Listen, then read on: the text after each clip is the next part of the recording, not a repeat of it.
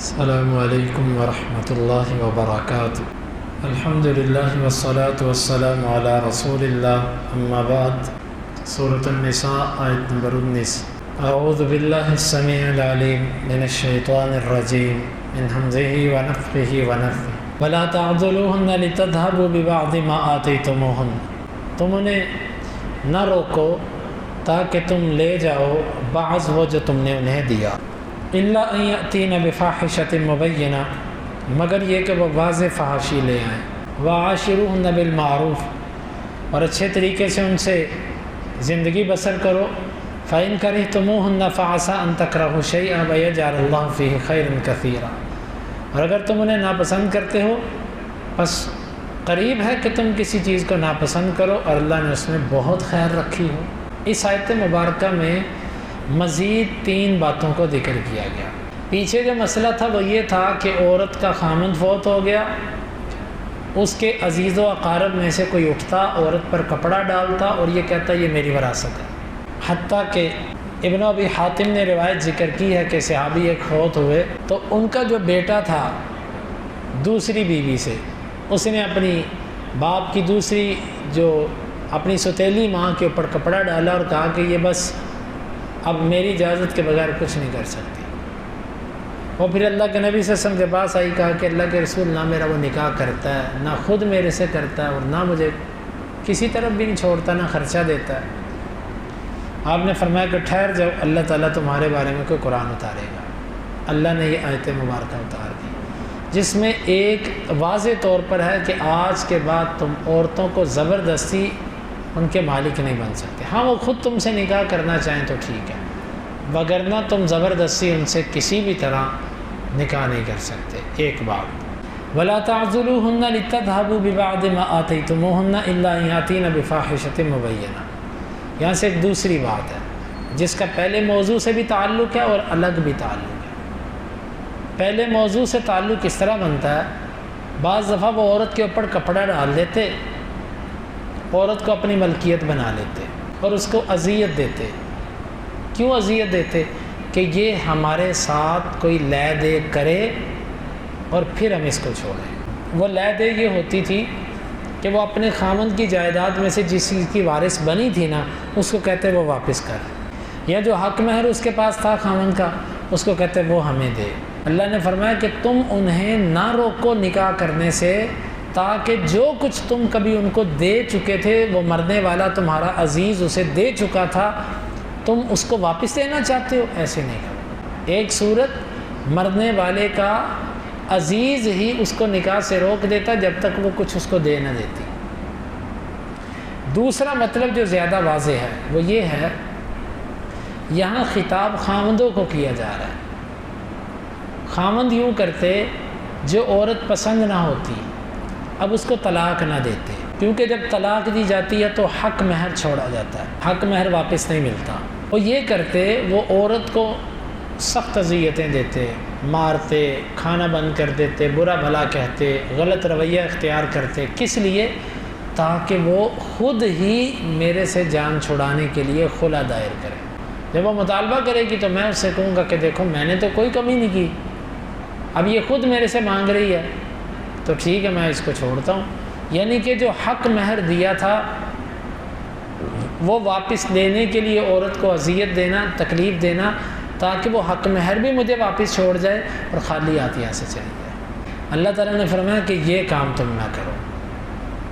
اس طریقے سے عورت کو اذیت دینا کہ وہ خود چھوڑ جائے، یہ جائز نہیں ہے۔ جو بندہ بھی اس نیت سے ایسا کرتا ہے وہ گناہ گار ہے، وہ مرد ہے، وہ اس کے والدین ہیں، وہ کوئی بھی ہے، جو بھی یہ کرے گا وہ گناہ گار ہے۔ ہاں ایک صورت میں تم انہیں مجبور کر سکتے ہو کہ میرے سے خلا لے لو، میں طلاق نہیں دوں گا، خلا لو تم۔ وہ صورت کون سی ہے؟ الا ان یاتین بفاحشۃ مبینہ، وہ واضح فحاشی کرنی شروع کر دیں۔ اگر تمہاری بیوی واضح فحاشی پر اتر آئے، پھر جائز ہے کہ تم طلاق دینے کی بجائے اس کو مجبور کرو کہ تم خلا لو میرے سے، میں طلاق نہیں دوں گا، تم لو میرے سے خلا۔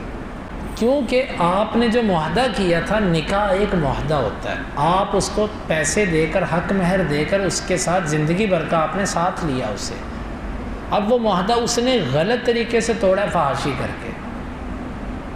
اب اصول یہ بنتا ہے کہ جس نے معاہدہ توڑا ہے وہ دوسرے کی رقم اس کو واپس کرے۔ اب خاوند اگر اس کو طلاق دیتا تو حق مہر چھوڑنا پڑے گا۔ خاوند نے کمی نہیں کی، خاوند کی طرف سے زیادتی نہیں ہے، زیادتی عورت کی طرف سے ہے، تو اس پہ مجبور کیا جا سکتا ہے کہ وہ یہاں پر اپنا حق چھوڑے، خلا لے، حق مہر واپس کرے۔ واضح فحاشی سے مراد کیا؟ اس کے مطلب اہل علم نے مختلف بیان کیے۔ ایک اس کا مطلب ہے زنا۔ عورت اگر زنا پر اتر آئے تو اس کو طلاق دینے کی بجائے اس کو مجبور کیا جائے کہ وہ خلا لے، جائز ہے۔ اگر آپ طلاق دے کے جان چھڑانا چاہتے ہیں وہ بھی ایک الگ صورت ہے، لیکن یہ بھی آپ کے لیے جائز ہے کہ اس کو جائز طریقے سے مجبور کرو، جس میں ظلم و ستم نہ ہو، لیکن مجبور کرو کہ وہ خلا لے، جائز ہے۔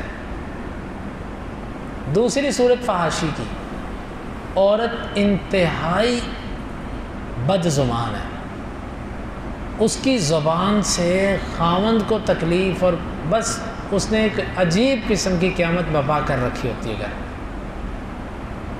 برداشت سے باہر ہے۔ ایک تو ہوتا ہے نا، ہمارے بھی معاشرے میں آج کل کہتے ہیں میری بیوی ایسے ایسے ایسے ایسے، لیکن وہ خود بھی ایسا ہی ہوتا ہے، وہ اپنا نہیں بتاتا کہ میں کیا کرتا ہوں، لیکن وہ یہ کہتا ہے کہ میری بیوی ایسے ایسے ایسے ایسے۔ اگر تو واضح طور پر وہ بندہ اس کے حق پورے ادا کر رہا ہے، اور عورت کی طرف سے زیادتی ہے، بد زبانی ہے، بد اخلاقی ہے، یہ بھی اس میں آتا ہے۔ تیسری صورت یہ ہے کہ وہ اپنے خاوند کے حقوق نہ ادا کرتی ہو، شرعی جو اس کے حقوق بنتے ہیں اس کی طرف نہ آتی ہو، اس کو نفسیاتی طور پر اذیت، ٹارچر کرنا، یہ معاملات ہوں، ایسی کیفیت، یعنی کہ یہ عام ہے، اس میں زنا ہو یا بد کلامی ہو یا ایسا کوئی بھی معاملہ جس کے ساتھ زندگی نہ گزاری جا سکتی ہو، تو جائز ہے کہ آپ عورت کو مجبور کرو کہ وہ آپ سے خلا لے۔ اس کے علاوہ اگر یہ فحاشی عورت میں نہیں ہے، نہ زبان کی نہ عمل کی، تو پھر آپ کے لیے جائز نہیں کہ چھوڑنا آپ چاہو اور آپ مجبور اسے کرو کہ تو خلا لے، پھر جائز نہیں۔ تیسرا مسئلہ اس آیت کے اندر، وَعَاشِرُوهُنَّ بِالْمَعْرُوفِ، ان کے ساتھ تم اچھے طریقے سے زندگی گزارو۔ اچھے طریقے سے زندگی گزارنے میں سب سے پہلی چیز اخلاق، زبان کے ساتھ اچھے کلمات استعمال کرو، اپنا رویہ اچھا رکھو، اچھے طریقے سے اس کے ساتھ سب معاملات کرو۔ یہ پہلی چیز ہے اچھے طریقے سے معاشرت کرنے کی۔ دوسری چیز اس کے حقوق، کھانا پینا، پہننا، دوا دارو، جو اس کی ضروریات ہیں وہ بھی اس میں شامل ہے۔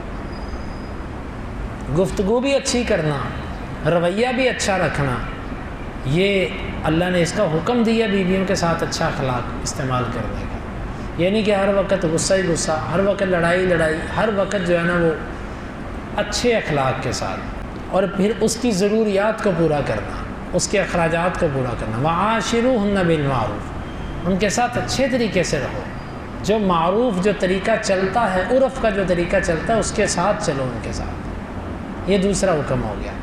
تیسرا، چوتھا حکم، اچھا سلوک اور اچھا رویہ اختیار کرنے میں رکاوٹ، بعض دفعہ عورت کی کوئی نہ کوئی چیز ہوتی ہے جو بندے کو پسند نہیں ہوتی، اس کا اخلاق نہیں پسند، اس کا سلیقہ شعار اس کو نہیں ہے، کوئی طریقہ سلیقہ ڈھنگ اس کو کوئی نہیں آتا، اس وجہ سے تنگ ہے،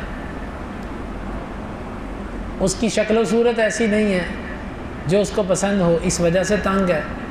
ان میں سے کوئی بھی صورت پائی جاتی، فَإِن كَرِهْتُمُوهُنَّ، اگر تم انہیں ناپسند کرتے ہو، ناپسندیدگی کی وجہ اس کا چہرہ ہو، ناپسندیدگی کی وجہ اس کا جو ہے وہ اخلاق ہو، یا اس کا جو ہے نا وہ گھر کا انتظام انصرام، اور یہ چیزیں ہیں، ان میں سے کوئی بھی چیز اگر تم ناپسند کرتے ہو، ناپسند سے مراد وہ فحاشی نہیں ہے کہ فحاشی بھی اور تم برداشت کرتے جاؤ، نہیں، پھر نہیں کرنا۔ اگر تم ان کی کسی چیز کو ناپسند کرتے ہو، فَعَسَىٰ أَن تَكْرَهُوا شَيْئًا وَيَجْعَلَ اللَّهُ فِيهِ خَيْرًا كَثِيرًا،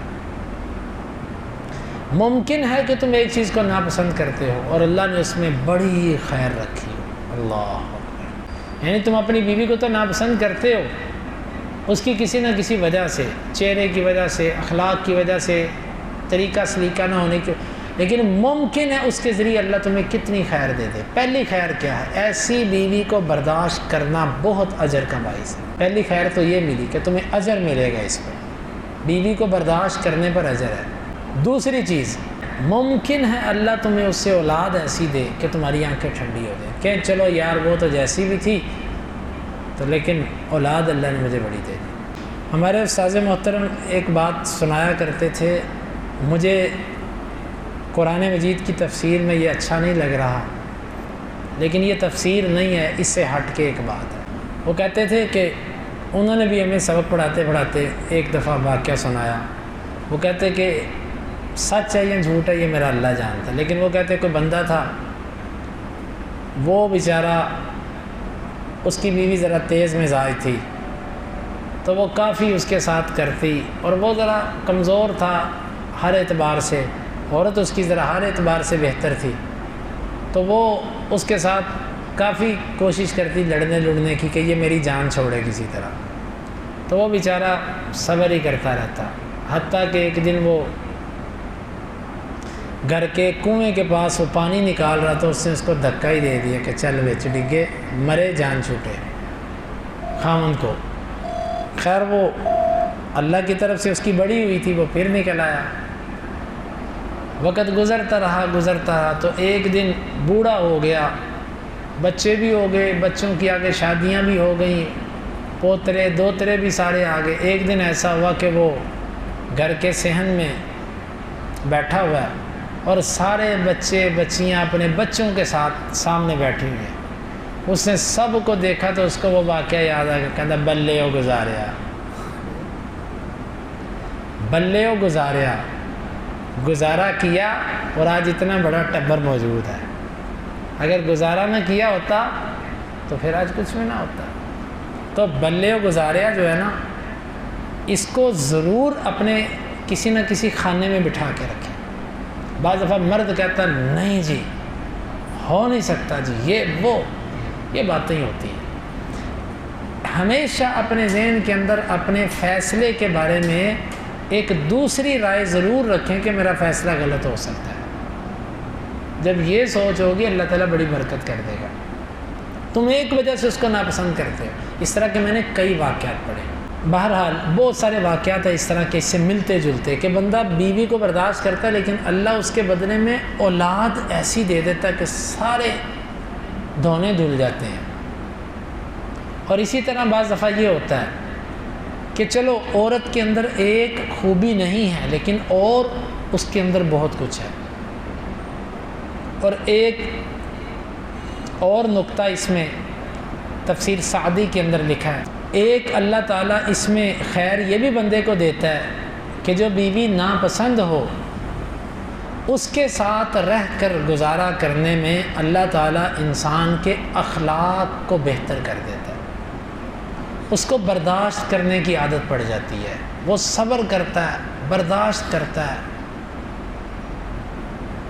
اپنے آپ کو روکتا ہے۔ اللہ اس میں صبر پیدا کر، اور صبر جس بندے کے اندر آ جائے، حلم جس بندے کے اندر آ جائے، اس بندے کا اخلاق ٹھیک ہو جاتا ہے۔ اب یقین جانیں ایک بد اخلاق اور ایک اچھے اخلاق کے دونوں بندوں میں جو مرکزی فرق ہوتا ہے وہ صبر کا ہوتا ہے۔ اچھے اخلاق والا اپنے مزاج کے خلاف جب کچھ دیکھتا ہے تو کچھ صبر کر جاتا ہے، اور جو بد اخلاق ہوتا ہے یہ بے صبرا ہوتا ہے، اس سے برداشت نہیں ہوتا۔ اللہ تعالیٰ سے دعا ہے سمجھنے کی اور اس کے تقاضوں کو پورا کرنے کی توفیق عطا فرمائے۔